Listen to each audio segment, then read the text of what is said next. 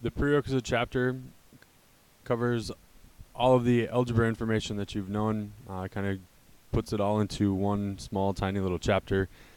And it starts off with numbers. We can't do anything without numbers.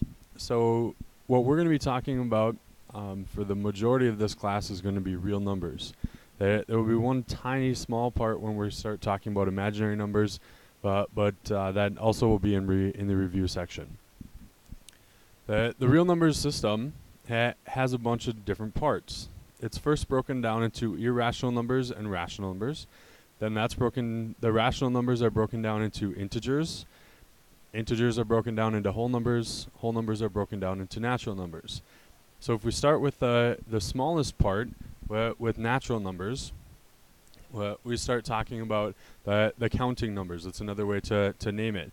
It's symbolized with the letter N, but the N kind of has a double bar here across this area. But it's just an N. If you use just an N, that's fine. The natural numbers are again the counting numbers. They're like 1, 2, 3, and so on. The whole numbers are a little bit bigger set than the natural numbers. They're all of the natural numbers, but they include zeros. So we've got 0, 1, 2, 3, and so on. And they are symbolized with a W, and the W has kind of a double bar on the first portion of it. Again, W is just fine for you. Integers. The integers are bigger than the whole numbers, but they include all of the whole numbers, so they have the 0, 1, 2, 3, and so on. But they also have the negative numbers, so they have -3, -2, -1, and so on. So they have all the negative numbers, 0, and all the positive numbers. Integers are actually symbolized not by a letter I, but by a letter Z. And again, the Z has a double bar here. You don't need to worry about where the double bar goes. It's just mathematically correct. A little bit bigger than the integers, but including the natural numbers, the whole numbers, the integers, are the rational numbers. The rational numbers are any number that can be written as a fraction. And rational numbers actually use the letter Q as their symbol, and the Q has kind of a double bar on the left-hand side. And so when you see those symbols written in the book, that's what they're talking about.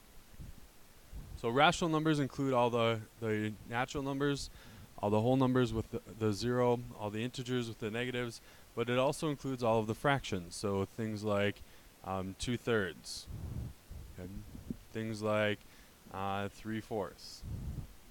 Anything that can be written as a fraction. All of the rational numbers are a decimal that either goes on forever with repeating, or it stops. Which then gets us to the irrational numbers, which is the numbers that are not rational, can't be written as a fraction.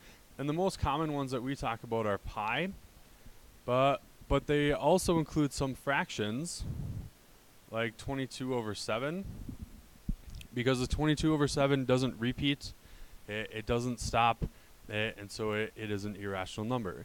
Irrational numbers also have things like the square root of 2, the square root of 3, the square root of 5, and irrational numbers are square roots that keep going on as well.